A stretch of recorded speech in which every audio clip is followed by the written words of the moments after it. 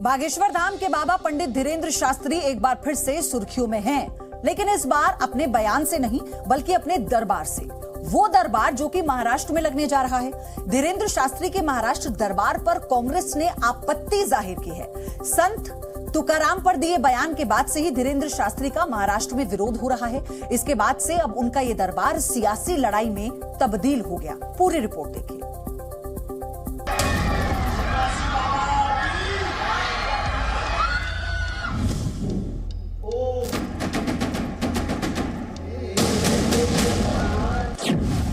बाबा का महाराष्ट्र दरबार लगेगा या टलेगा?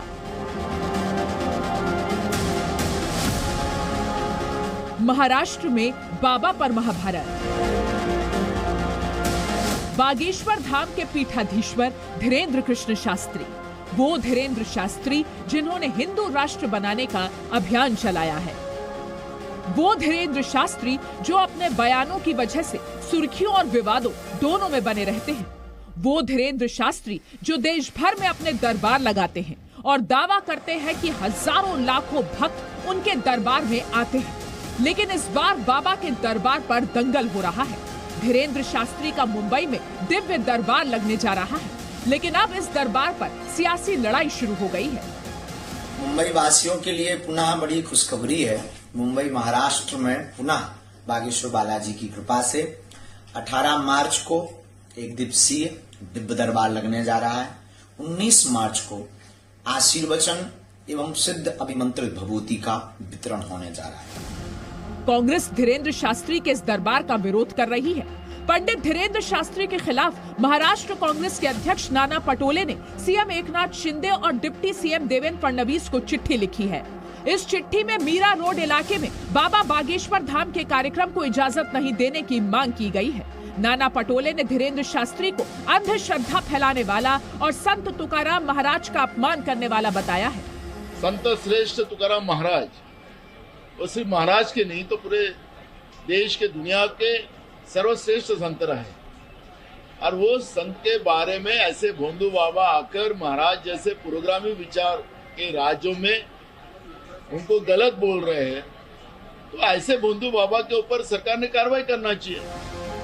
कांग्रेस का कहना है कि बाबा धीरेन्द्र शास्त्री महाराष्ट्र में आकर अंधविश्वास फैलाएंगे और महाराष्ट्र जैसे प्रगतिशील राज्य में इसकी जरूरत नहीं। शुरू से हमने भूमिका स्पष्ट की है कि उनके किसी भी धार्मिक या आध्यात्मिक प्रोग्राम को हमारा कोई विरोध नहीं है, और हमारी जूनी चुनौती जो अंधश्रद्धा निर्मूलन समिति ने उनको दी है वो अभी भी कायम है। उन्होंने उसका स्वीकार नहीं किया है। अब बम्बई में आने के बाद में अगर वो दिव्य दरबार या भूत प्रेत जादू टोनाओं की बात करते हैं या खुद में दिव्य शक्ति का दावा करते हैं, तो हमारी जूनी चुनौती अभी तक बरकरार है। सिर्फ कांग्रेस ही नहीं, महाराष्ट्र की विपक्षी पार्टियों ने एकजुट होकर धीरेन्द्र शास्त्री के खिलाफ मोर्चा खोल दिया है। एनसीपी ने शिंदे सरकार पर राज्य का माहौल खराब करने की कोशिश का आरोप लगाया है। यहाँ पे राजा आ रहा है, मुसलमानों को गाली दे रहा है, कोई साध्वी आती है, विरार जाती है, क्रिश्चियनों को गाली देती है, कोई और जाता है, किधर जाता है, वो सिखों को गाली दे रहा है। ये सिर्फ महाराष्ट्र का माहौल खराब करने की ये सरकार की कोशिश है। बागेश्वर बाबा हो या जितने लोग हैं जो हिंदुत्व के बारे में बिल्कुल लाइन तोड़ के बात करते हैं, उनको महाराष्ट्र लाया जा रहा है एक माहौल बनाने के लिए। एक ऐसा झूठा नैरेटिव बनाया जा रहा है लव जिहाद का, लैंड जिहाद का। ऐसे लोगों पे अंकुश न लगाते हुए जो साधारण कार्यकर्ता है पॉलिटिकल पार्टीज के, जो बेचारे कोई एक ट्वीट कर देते हैं किसी के खिलाफ या कुछ बोल देते हैं। आपके बारे में एक आरोप और लगा आप पर, और कल महाराष्ट्र में कुछ इलाकों में इसका बहुत विरोध हुआ कि आपने संत तुकाराम को लेकर कुछ आपत्तिजनक बात कही है अपनी कथा के दौरान। उसके बारे में क्या कहेंगे स्वामी जी?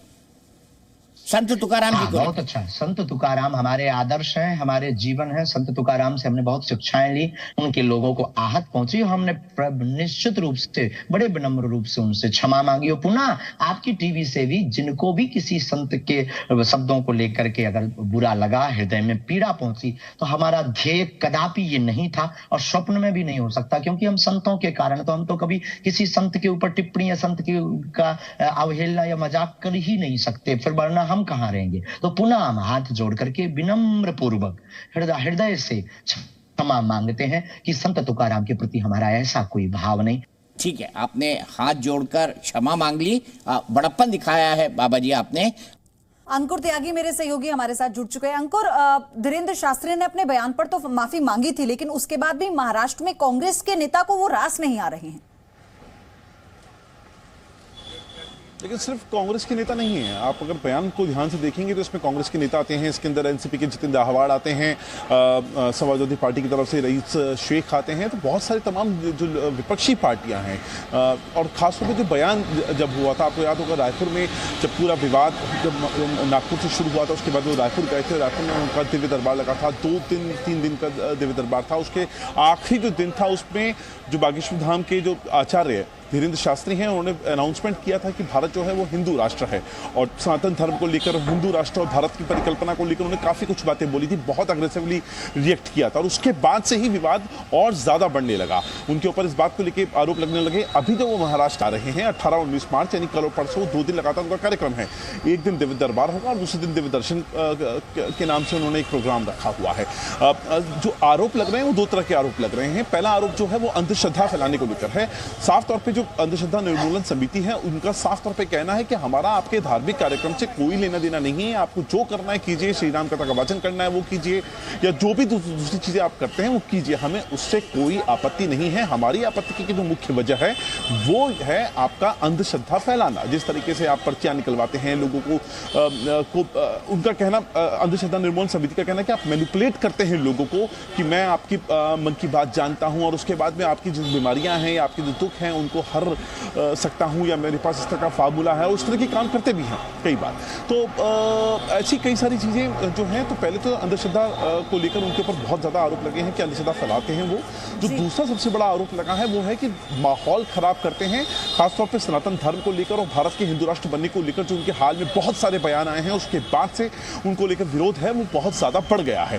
कांग्रेस इसमें पशुपेश की स्थिति में है। कांग्रेस के लिए एक अजीब सी विचित्र सी स्थिति बन गई है कि इसका विरोध कर रही है या इसके सपोर्ट में खड़ी हुई है, कुछ समझ में नहीं आ रहा है। क्योंकि इससे पहले मुझे याद है जब जो आचार्य धीरेंद्र शास्त्री हैं वो मध्य प्रदेश के बागेश्वर धाम में थे, और जब वहां पर किसी एक जगह पर वो अपना एक दिव्य दरबार लगा रहे थे या लोगों की सभा ले रहे थे, तो वहां पे खुद कमलनाथ मौजूद थे। बहुत बड़ा चेहरा है राष्ट्रीय राजनीति का कांग्रेस का, और मध्य प्रदेश के चेहरे हैं। इसीलिए सवाल उठ रहा है कि कांग्रेस में कोई कंफ्यूजन है क्या? क्योंकि कुछ कांग्रेस के लीडर हैं जो उनके दरबार में जाते हैं, उनसे गुहार लगाते हैं, हाथ जोड़कर नीचे आसन पर बैठते हैं, और वहीं एक और उनका विरोध भी हो रहा है। धन्यवाद आपका अंकुर, हमारे साथ जुड़ने के लिए। जी न्यूज़।